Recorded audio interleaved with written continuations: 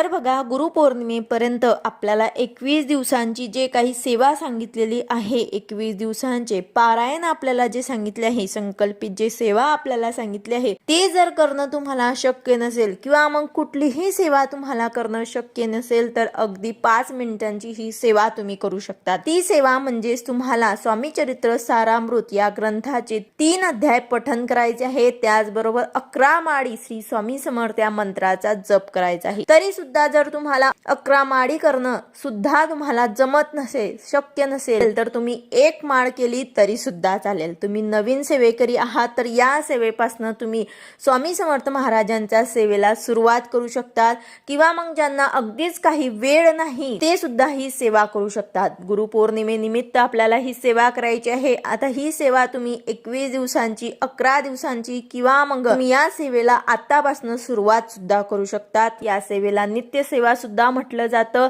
तर तुम्हाला अशा प्रकारे ही सेवा आवर्जून करायची आहे।